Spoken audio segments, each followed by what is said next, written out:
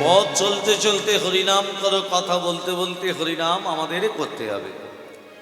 গত জন্মে যেমন কর্ম করেছি এই জন্মে ফল পাবো, এই জন্মে যেমন কর্ম করেছি এর পরের জন্মে তেমন ফল পাবো। এটা বাস্তব না বাস্তব নয়? আমি এখানে এসে শুনতে পেলাম যে মায়েরা নাকি ভিক্ষা করে হরিনাম যজ্ঞ, কিছু কিছু মা বেরিয়েছে যে হরিনাম যজ্ঞ করানোর জন্য ভিক্ষা করতে। তাহলে মায়েরা যে এই যে এত ভালো সুকর্ম যে করছেন, এই যে ভালো কর্ম যে করছেন, আপনি এই জন্মে বুঝতে পারবেন না। হয়তো আপনি ভিক্ষা করতে গেলে আপনাকে গালিগালাজও খেতে হতে পারে, মুখ ফিরিয়ে নেবে, আপনার মনে কষ্ট হবে, বুকে একটু বাজবে।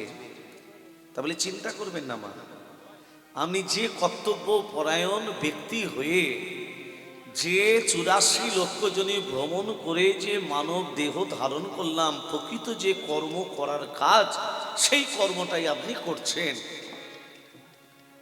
কারণ আমাদের চৈতন্য মহাপ্রভু অচৈতন্য জীবকে চৈতন্য প্রদানের জন্য তিনি আবির্ভূত হয়েছিলেন নবদ্বীপ ধামে। 1486 খ্রিস্টাব্দে, 1460 শকাব্দে, 491 বঙ্গাব্দে দোল পূর্ণিমার দিন নবদ্বীপে আবির্ভূত হন। কিন্তু সাধারণ চৈতন্য বোধ আমাদের পরপর আমাদের শরীর থেকে বিলুপ্ত হয়ে যাচ্ছে।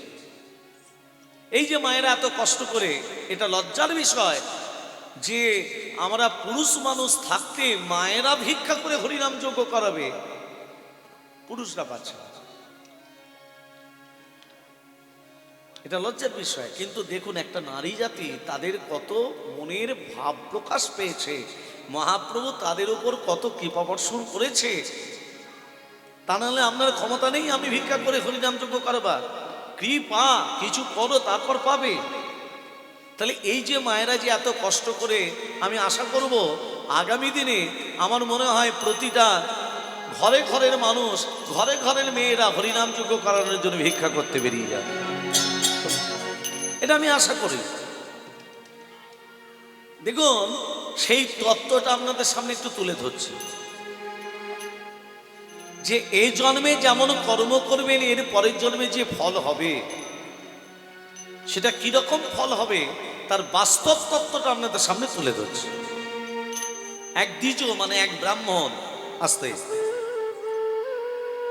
সে জাতিতে ব্রাহ্মণ, কাশীধাম থেকে বিদ্যা অর্জন করলো, চতুর্বেদ, আস্তে আস্তে ঋক সাম যজু অথর্ব চতুর্বেদ নিয়ে ব্রাহ্মণ মনে মনে ভাবলো আমি আর এখানে থাকবো না, আমি নিজের গ্রামে মাতৃভূমিতে ফিরে যাই, জন্মভূমিতে। ব্রাহ্মণ কি করলো, নিজের গ্রামে ফিরে এলো। আর গ্রামে যে রাজা ব্রাহ্মণকে নিমন্ত্রণ করলো, ব্রাহ্মণ তুমি যে এত বিদ্যা অর্জন করেছো, আজ থেকে তুমি আমার রাজপুরোহিত হিসাবে নিয়োগ হয়ে যাও। ব্রাহ্মণ তখন বলছে, রাজামশাই আপনি রাজা, আপনার উপরে কথা বলার আমার অধিকার নেই, তবে একটা কথা আপনাকে আমি বলতে চাই, আমি এত বিদ্যা অর্জন করেছি কারুর রাজ কর্মচারী হওয়ার জন্য নয়, কারুর রাজ ভিত্ত হওয়ার জন্য নয়। যদি আপনি মনে করেন আমাকে একটা মন্দির করে দিন, ওই মন্দিরে মাদুকুরি করে যেটুকু পাবো, যেটা মায়েরা করেছে, ভিক্ষা করে যা কিছু পাবো, রাধা মাধবের সেবা দিয়ে প্রসাদ আমি পাবো। এই যে মায়েরা যে ভিক্ষা করেছেন, আগামী দিনে যাতে আরো যেটা বাড়ে সেই তত্ত্বটা তুলে ধরছে সাধারণ চৈতন্য বোধ দেওয়ার জন্য। ঠিক আছে ব্রাহ্মণ, তুমি যখন আমার রাজপুরোহিত হিসাবে থাকতে চাও না, তোমাকে আমি একটা মন্দির করে দেব। করে দিল, ব্রাহ্মণকে মন্দির করে দিল। ব্রাহ্মণ কি করেছে, মন্দির যখন পেয়ে গেছে, রাধা মাধবকে মন্দিরের ভেতরে বসিয়ে এবার মাদুকরি করছে, ভিক্ষা করছে, চারিদিক ভিক্ষা করে যা কিছু পেল ভগবানকে সেবা দিচ্ছে। কেমন করে সেবা দিচ্ছে? ওং ধাই স্বাদা সুবিত্রং মধ্যবর্তী নারন সরিজাসন সন্নিবেষ্টে করবান কনক গন্ধলমান প্രീতি হারি হিরণময় বহুধীত সংযচক্রং। ওম নমো নারায়ণায় নমঃ, নমো ভগবতে বাসুদেবায় নমঃ। ওম জপবহং জপবগর্মাং পাপদম পাপ সম্ভবং তৈমাং পুরনিকাচ্ছং সর্ব পাপ হরি হরে বলরাম পদকৈত ভারে গোপাল গোবিন্দ মুকুন্দ সরে যজ্ঞেশ নারায়ণ কৃষ্ণ বিষ্ণু নিরাশয় মাং জগদীশ রক্ষা ওম সর্বমঙ্গল মঙ্গলে শিবে সর্বত স্বাধিকে শরে নেত্রমখে গৌরী নারায়ণী নমোস্তুতে সৃষ্টি স্থিতি বিনাশনং শক্তিভূত সনাতনী গুণস্য গুণময় দেবী নারায়ণী নমোস্তুতে শরণাগত দীনপ্রিয়া পরিত্রাণ পরায়ণে সর্বশস্ত্র হরে দেবী নারায়ণী নমোস্তুতে লজ্জাতি লজ্জগত্তিতাং তং বিহান স্মার্ত্যং জগন সিদ্ধে ভবতু মে দেবী তাৎ প্রসাদ সুরেশ্বরী সুরেশ্বরী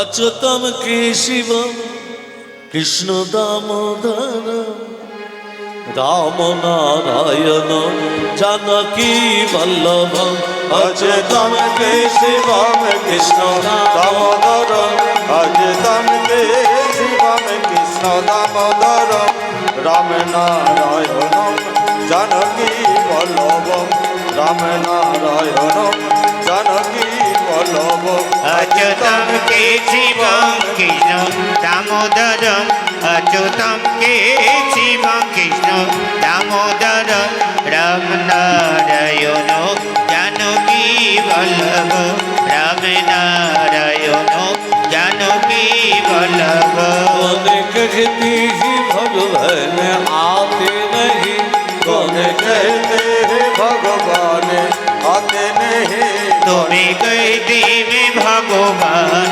आते नहीं तुम्हें मेरा के जैसे बुलाते नहीं तुम्हें मेरा के जैसे जैसे बुलाते नहीं कौन कहती ही भगवान खाते नहीं कौन कहते हैं भगवान खाते नहीं तुम्हें सबरी के जैसे खिलाते नहीं तुम्हें सबरी के जैसे बुलाते नहीं अच्युतम केशवम कृष्ण दामोदरम अच्युतम केशवम कृष्ण दामोदर राम नारायण जानकी वल्लभम राम नारायण जानकी वल्लभम राम नारायण जानकी वल्लभम দেখতে দেখতে 20 বছর কেটে গেল মা ব্রাহ্মণের রাজা যে মন্দির করে দিল সেই মন্দিরটি 20 বছর কেটে গেল ব্রাহ্মণ বৃদ্ধ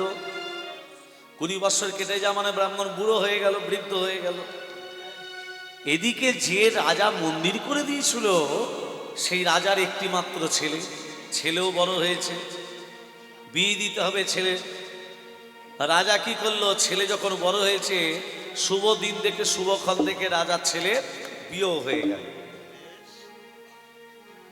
ফুলসজ্জে রাত্রি রাজকুমার ঘুমাচ্ছে রাজনন্দিনীর চোখে নিদ্রা নেই নতুন বইয়ের চোখে ঘুম নেই কেন নেই না নতুন জায়গা নতুন ঘর ঘুম আসবে কি করে হঠাৎ দেখতে পেল ঘুম যখন ধরছে না নিচে নেমে খাট থেকে নেমে দেখছে একটা জ্যোতি বেরিয়ে আসছে না কিসের জ্যোতি খাটের তলা থেকে মা টানতে টানতে বার করে দেখছে একটা চকচক করছে তরবারি তরবারি বিশাল বড় তরবারি ভারী তরবারি রাজনন্দিনী তরবারিটা হাতে দেখছে এই হাতে দেখতে দেখতে ভারী তরবারি তো এই হাতে দেখতে দেখতে যেই হাত থেকে পড়ে গেল একেবারে রাজকুমারের গলায় যেই রাজকুমারের গলায় পড়েছে সঙ্গে সঙ্গে রাজকুমার হরিবোল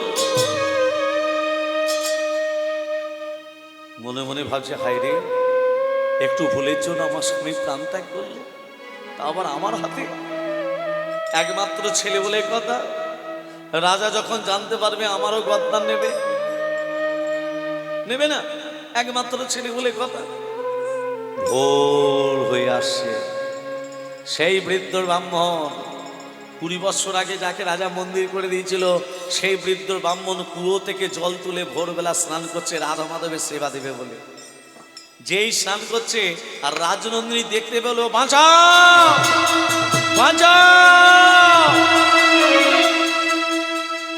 যেই বাঁচাও বাঁচাও বলেছে প্রহরীরা ছুটে এসে বলেছে রাজনন্দিনী কি হলো না আমার স্বামীকে হত্যা করে যাচ্ছ এই বৃদ্ধ ধরোকে প্রহরীরা ছুটে এসে ব্রাহ্মণেরকে ধরেছে হাতে বেঁধেছে, রাজার কাছে নিয়ে এসে বলছে, রাজামশাই আপনার একমাত্র ছেলেকে হত্যা করেছে এই বৃদ্ধ। রাজনন্দিনী বলছে, মহারাজ স্বামী হত্যার প্রতিশোধ চাই। ওই যে বলে না চোরের মায়ের বড় গলা, আমি নিজের চোখে দেখেছি আমার স্বামীকে হত্যা করতে। রাজা মনে মনে ভাবছে, যে ব্রাহ্মণকে আমি মন্দির করে দিলাম সেই ব্রাহ্মণই আমার ছেলেকে মারলো। আচ্ছা ব্রাহ্মণ, আমি তোমার কি ক্ষতি করেছি? রাজামশাই ক্ষতির কথা বলবেন না, আমি আপনার ছেলেকে হত্যা করি নাই। রাজনন্দিনী বলছে, আমি নিজের চোখে দেখছি মহারাজ, বিশ্বাস করুন। শোনো, যে হাতে আমার ছেলেকে হত্যা করেছে এই বৃদ্ধ ব্রাহ্মণ, ব্রাহ্মণের হাত দুটো কেটে দাও। ব্রাহ্মণের হাত দুটো যেই কেটে দিল, ব্রাহ্মণ কাঁদতে কাঁদতে বলছে, ঠাকুর সারাদিন ভিক্ষা করে তোমার সেবা দিই, সারাদিন ভিক্ষা করে তোমার সেবা না দিয়ে কোনোদিনও জলস্পর্শ করি না। এটাই তোমার বিচার? এটাই যদি তোমার বিচার হয়, যারা ভগবানকে মানে, যারা ভগবানকে ভক্তি শ্রদ্ধা করে তাদেরকে এইভাবে কাঁদাও, যারা ভগবানকে মানে তাদের এইভাবে দুঃখ দাও। উত্তর দাও ঠাকুর, উত্তর তোমাকে দিতে হবে। এই কি রে বিচার রে মো, এই কি রে বিচার, এই কি রে বিচার রে মন, এই কি রে বিচার রে মো, এই কি রে বিচার রে মো, এই কি রে বিচার, এই কি রে বিচার রে মন, এই কি রে বিচার আমি কোন দোষে দোষী রে, অকুলি ভাষাইলি রে, এই কি হে বিচার রে মন, এই কি হে বিচার, এই কি হে বিচার রে মন, এই কি হে বিচার। আমি কাটাই জীবন অন্ধকারে, আলোর দিশা নাই, ভাবের মাঝে ডুব সাগরে ভাসিয়া বেড়াই, আমি ভাসিয়া বেড়াই। আমি কাটাই জীবন অন্ধকারে, আলোর দিশা নাই, ভবের মাঝে দুঃখ সাগরে ভাসিয়া বেড়াই, আমি ভাসিয়া বেড়াই। আমার কুলের ভাষায় জীবন তোরি, ভাষায় আয় আমার এই কি রে বিচার রে মন, এই কি রে বিচার এই কি হে বিচার রে মন, এই কি হে বিচার।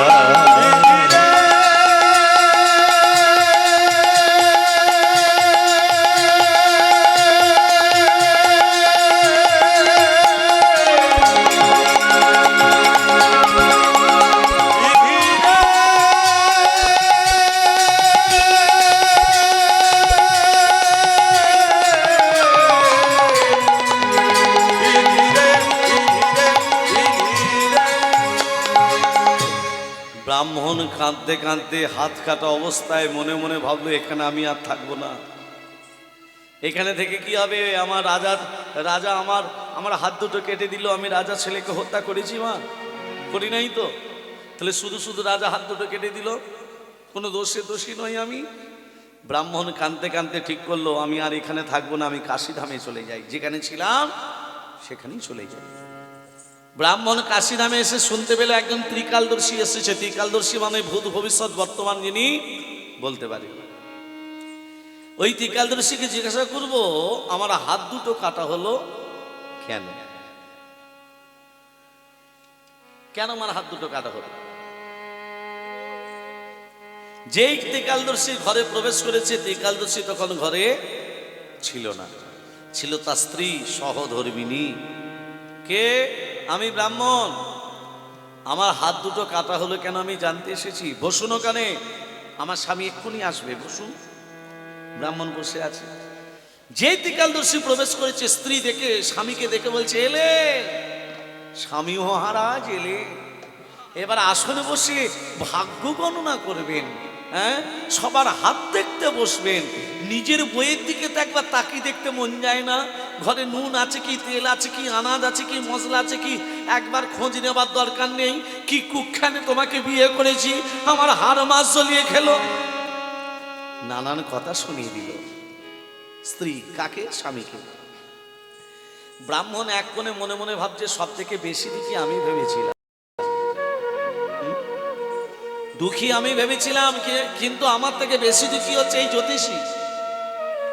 স্বামীরা বাইরে থেকে এলে স্ত্রীরা এক গ্লাস জলটা দিক, কিছু দিক আর না দিক, জলটা সামনে ধরে, এই জল না দিয়ে নানান ঠক্কর দিয়ে দিল।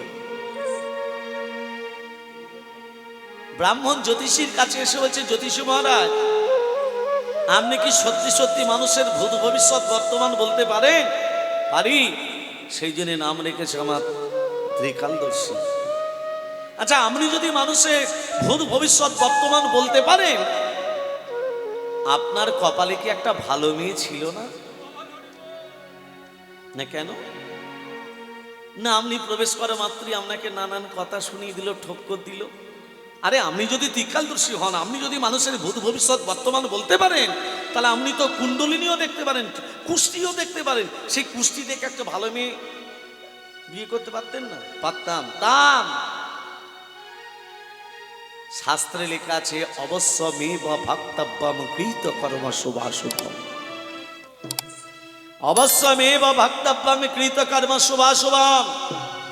অবশ্যই আমাদের ফল ভোগ করতে হবে, কৃত কর্মের ফল।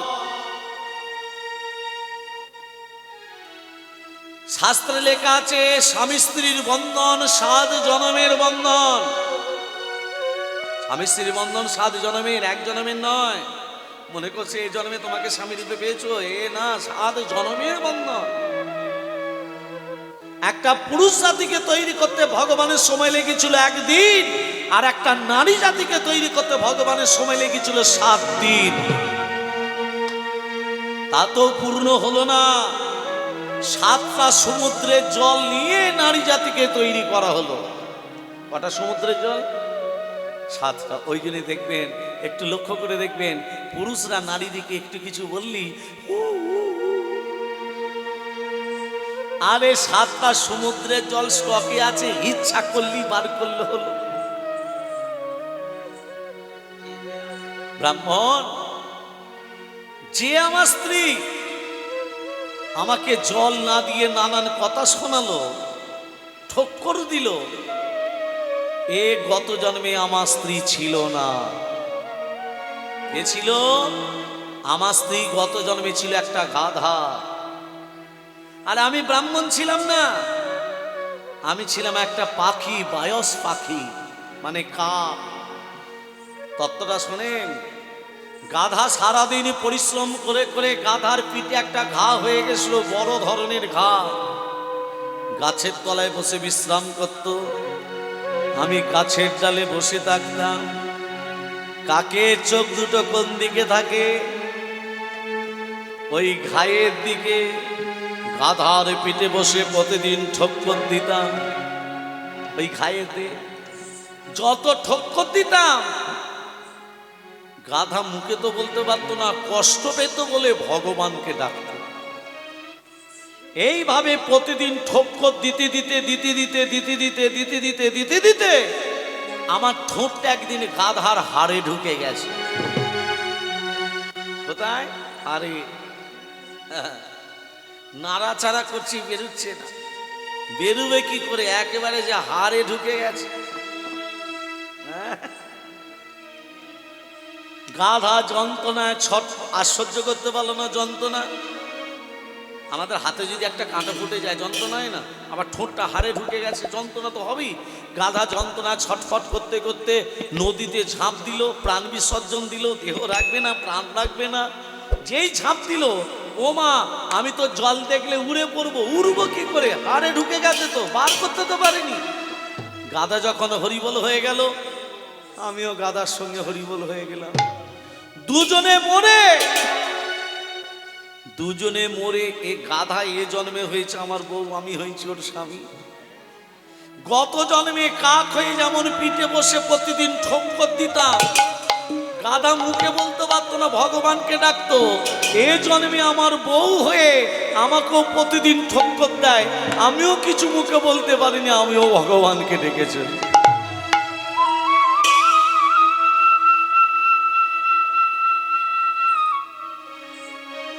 ব্রাহ্মণ তখন বলছে, আরে দাঁড়ান দাঁড়ান, আপনি ঠোক্কর দিয়েছিলেন তাই ঠোক্কর খাচ্ছেন, কিন্তু আমি ব্রাহ্মণ, আমার হাত দুটো কাটা হলো কেন? আমি তো রাজার ছেলেকে হত্যা করি নাই। করেছিলাম কি? না, করি নাই। তাহলে রাজা শুধু শুধু আমার এই শাস্তি দিল কেন? এ প্রমাণ। কি প্রমাণ? গত জন্মে তুমি কি করেছিলে মনে পড়ে না তোমার, কিন্তু আমি বাস্তববাদী, আমি বলে দিই। তোমার হাত দুটো কাটা হলো কেন জানো? গত জন্মে তুমি একজন সাধু ছিলে। সাধু, রাস্তা ধরে চলে যাচ্ছ, আর একজন কসাই যে গরু কাটে, গরুটাকে ধরতে যাচ্ছিল, ধরতে পারিনি। তোমাকে রাস্তার মাঝখানে পেয়ে বলছে, সাধু আমার গরুটা কোন দিকে গেল জানো? তুমি মনে মনে ভাবলে সাধু মানুষ, যদি আমি প্রকাশ করে দিই গরুটা প্রাণে মারা যাবে। তুমি মুখে কিছু না বলে ইশারা করে হাত দুটোকে আগিয়ে দিলে। যেই প্রশ্ন করেছে গরুটা কোন দিকে গেল, মুখে কিছু বলে না, ইশারা করে হাত দুটো আগিয়ে দিলে। গত জন্মে গো অপরাধের জন্য, গত জন্মে ওই হাতটা দুটো হাত দেখানোর জন্য, গো অপরাধের জন্য এই জন্মে তোমার হাত দুটো কাটা গেল। আর যে কসাই গত জন্মে গরুটার গলা কেটেছিল, সে কসাইটা হলো এ জন্মে তার স্বামী, আর গরুটা হলো তার স্ত্রী। গত জন্মে কসাই যেমন গরুটার গলা কেটেছিল, এই জন্মে স্ত্রী হয়ে তরবারির দ্বারা স্বামীর গলাটা কাটা গেল।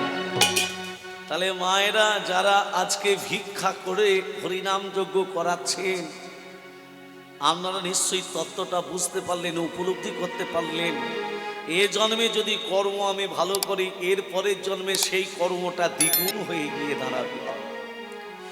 আপনারা যদি এ জন্মে সবার সমস্ত ঘরে ঘরের মায়েরা যদি হরিনাম যজ্ঞ করানোর জন্য আঁচল পেতে ভিক্ষা করেন, তবে ভিক্ষা করতে যাবেন, আচরণ করে যাবেন, তিলক সেবা করে যাবেন, গলায় মালা পরে যাবেন, গলায় নামাবলি দিয়ে যাবেন। যে ভিক্ষা না দিতেও দিতে চায় না, সে আপনাকে দেখে অন্তত কিছু না কিছু না দিয়ে সে মুখ ফেরাতে পারবে। কারণ কলিযুগে আচরণটা হচ্ছে সব থেকে বড় জিনিস। স্কুলে গেলে যেমন ছাত্রের আচরণের প্রয়োজন, ড্রেসের প্রয়োজন, ব্যাচের প্রয়োজন, তদ্রূপ মহাপ্রভুর কৃপা বর্ষণ পেতে গেলে, মহাপ্রভুর গুণগান করাতে গেলে, হরিনাম যজ্ঞ করাতে গেলে আচরণের প্রয়োজন। আম গাছে যেমন আম ফলে, আম গাছে আম ফলে না, আমাদের সাধের জীবনটা ঠিক আম গাছের মতো।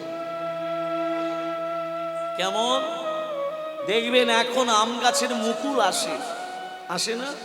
এসেছে। মুকুল কি সব মুকুল কি আম হয়ে ফলবে? না, কোন মুকুল খসে যাবে, কোন আম গাছে মুকুল আবার ধরে থাকবে, সেই আম একটু একটু করে বড় হবে, যেই একটু বড় হবে সেই আমটাও দেখবেন আবার খসে পড়ে যায়। আবার দেখবেন কোনো আম মুকুল থেকে ছোট হলো, ছোট থেকে আরেকটু বড় হলো, সেও দেখবেন খসে পড়ে যায়। আবার কোনো আম দেখবেন সেই মুকুল থেকে হতে হতে হতে হতে একেবারে বড় হয়ে গেল। গাছে আমটা বড় হলো, গাছে আম পেকেও গেল, পেকেও গেল। পাকা অবস্থায় সেই আমটা খসে পড়ল নর্দমায়। গাছে আম গাছের তলা কি পরিষ্কার থাকে? থাকে না। ওই পাকা আমটা যদি নর্দমায় পড়ে যায়, কোনো ভগবানের সেবায় লাগবে না, বৈষ্ণব সেবায় লাগবে না, ব্রাহ্মণ সেবায় লাগবে না, ভক্ত সেবায় লাগলো না, মানুষের সেবায় লাগলো না, তাকে দেখে মানুষ ফিরে চলে যাবে। কিন্তু ওই পাকা আম যদি কোনো বৈষ্ণব হাতে করে পেরে যদি নিতাই গৌড়ের চরণে উৎসর্গ করে দেয়, তত্র গাছটা হলো আমাদের আম গাছ। আই দেহ আম গাছে কেউ মুকুল অবস্থায় চলে যায়, মানে মাতৃগর্ভ থেকেও চলে যায়, কেউ আবার একটু বড় হয় তখনও চলে যায়, আবার কেউ দেখবেন 5 বছর বয়স তখনও চলে যায়, কেউ 15 বছরে চলে যায়, কেউ 20 বছরে চলে যায়, কেউ 60 বছর 70 বছরে চলে যায়, যাবার কোনো ঠিক নেই। কিন্তু অন্তিম দিনে মুকুল অবস্থায় যদি একবার হরিনাম করতে পারি, এই মুকুল অবস্থায় কাছে ফল ধরে থাকতে পারি, যখন বয়স হবে কোনো বৈষ্ণবের চরণ ধুলি যদি একবার পাই, কোনো ভক্তের চরণ ধুলি যদি একবার পাই, তাহলে আমিও নিতাই গৌরের চরণ প্রাপ্তি লাভ করব। হরি হরি বল, হরি হরি বল, হরি হরি বল। ভক্তমণ্ডলী মায়েরা, এই গাছে, এই আম গাছে কটা ডাল আছে? আমাদের দেহ আম গাছে 10টা ডাল আছে। 10টা ডাল নেই মা? তত্ত্বগুলো শোনেন, আমাদের দেহ আম গাছে 10টা ডাল বলতে 10টা ইন্দ্রিয়। কটা ইন্দ্রিয়? 10টা। এই দেহ গাছে 10টা ডাল মানে 10টা ইন্দ্রিয়। সেই 10টা ইন্দ্রিয় একে একে আমরা কেটে ফেলে দিচ্ছি, গাছে ফল হবে কি করে? গাছের 10টা গাছ মানে 10টা ডাল আমরা কেটে ফেলে দিচ্ছি না। হাতের কাজ হাত করছে, চোখের কাজ চোখ করছে, মুখের কাজ করছে, করছে না। তাহলে এগুলো তো কাটা পড়ে যাচ্ছে, তুমি কৃপা পাবে কি করে? ভগবানকে পেতে গেলে আগে ভক্তের চরণ ধরো, কোনো বৈষ্ণবের চরণ ধরো, তবেই তুমি কৃপা বর্ষণ পাবে। এলো রে আমাদের গৌরে, এলো রে, এলো রে, এই সোনার নদিয়া, শঙ্খধ্বনি উলুধ্বনি শব্দ শোনা যায়, আমাদের গৌর এলো রে। হরি হরি সোনার নদিয়ায় শঙ্খধ্বনি উলুধ্বনি শব্দ শোনা যায়, আমাদের গৌরে এলো রে। আমাদের গৌরে এলো রে, সোনার নদিয়ায় শঙ্খধ্বনি উলুধ্বনি শব্দ শোনা যায়, আমাদের গৌরে এলো রে। গৌর এলো নিতাই এলো, গৌর এলো রে, গৌরে এলো নিতাই এলো, গৌরে এলো রে, গৌরে এলো নিতাই এলো, গৌরে এলো রে। গৌরে এলো নিতাই এলো, গৌরে এলো রে, গৌরে এলো রে, সোনার নদী নদিয়ায় শঙ্খধ্বনি উলুধ্বনি শব্দ শোনা যায়, আমাদের গৌরে এলো রে। আমাদের গৌরে এলো রে, সোনার নদিয়ায় শঙ্খধ্বনি উলুধ্বনি শব্দ শোনা যায়, আমাদের গৌরে এলো রে। শান্তিপুর। হরিনাম শ্রবণ করতে এসেছেন সবাই, শাঁখ এনেছেন? শাঁখ আনেনি, কিন্তু মোবাইল নিয়ে এসেছে।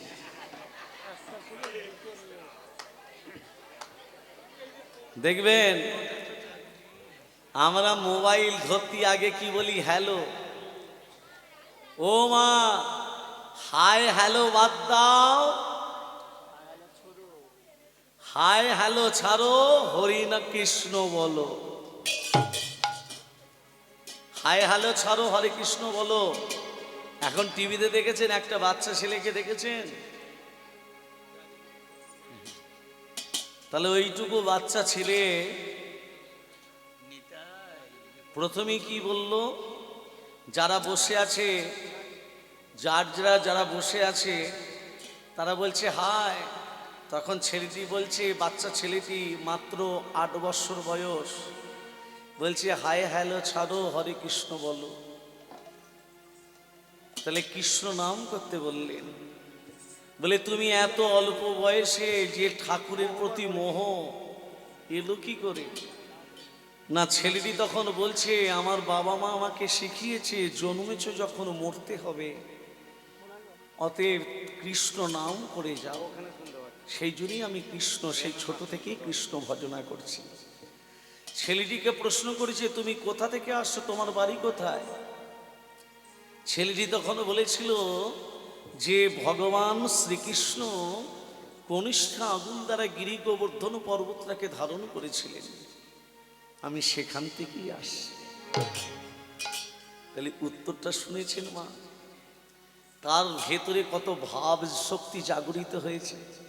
এই রকম যদি প্রতিটা ঘরে ঘরে যদি ভাব শক্তি জাগরিত হয়, এই রকম প্রতি ঘরে ঘরে যদি একটি করে সন্তান হয়, শুধু প্রতি ঘরে ঘরে নয়, গ্রামে যদি একটি করে হয়, তাহলে তার শিক্ষার দ্বারা গোটা গ্রাম প্লাবিত হয়ে যাবে হরিনামের দ্বারা।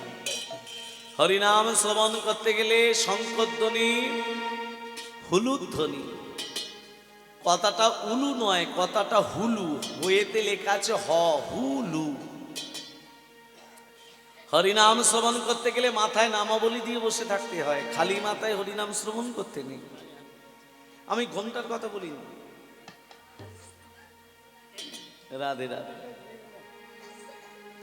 মহাপ্রভু ওই যে প্রথমে বলেছি আচরণ, তোমার গলায় যদি মালা না থাকে, তিলক সেবা যদি না থাকে, নামাবলীর প্রয়োজন। মহাপ্রভু বুঝবে কি করে আমার প্রকৃত ভক্ত? গলায় মালা নেই, তিলক সেবা নেই, নামাবলী থাকলে মহাপ্রভু বুঝবে একে কৃপা করতে হবে, একে উদ্ধার করতে হবে। এবার ধরুন আপনার মাথায় নামাবলী নেই, গলায় মালা নেই, তিলক সেবা নেই, ওই জন্য যেখানে হরিনাম যজ্ঞ হয় কপালে কপালে গোপীচন্দন পরিয়ে দেয়, দেয় না মা? কেন দেয়? কপালে গোপীচন্দন কেন পরিয়ে দেয়? মহাপ্রভুকে বুঝিয়ে দেয় প্রভু এর গলায় মালা নেই, তিলক নেই, নামাবলী নেই, কিন্তু তোমার ব্যাসদেবের আসনে বসেছে। এই আসনটা হলো ত্রিপলের আসন, চটের আসন নয়, এই আসনটা হলো ব্যাসদেবের আসন। এই আসনে বসতে গেলে প্রণাম করে বসতে হয়, এই আসন ছেড়ে উঠতে গেলে প্রণাম করে উঠতে হয়। কপালে গোপীচন্দন পুরি দিয়ে প্রভুকে বুঝিয়ে দেয় প্রভু এর গলায় মালা নেই, তিলক নেই, নামাবলী নেই, তোমার ব্যাসদেবের আসনে বসেছে। অন্তিম দিনে যেন বিছানায় পড়ে গড়াগড়ি যেন না যায়, অন্তিম দিনে যেন নিতাই গৌরের চরণ প্রাপ্তি লাভ করে। শান্তিপুর ডুবো ডুবো নদী ভেসে যায়, হরি হরি হরি বল। শান্তিপুর ডুবু ডুবু নদে ভেসে যায়, শান্তিপুর ডুবু ডুবু নদে ভেসে যায়, ফুল ভাঙিয়া ঢেউ আসিয়া লাগলো গোড়ার গায়ে।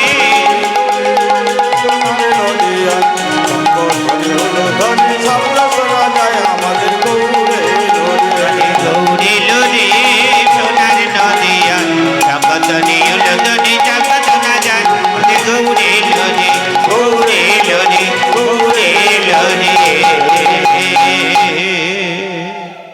হরে কৃষ্ণ কৃষ্ণ কৃষ্ণ হরে হরে, হরে রাম রাম রাম হরে হরে, হরে কৃষ্ণ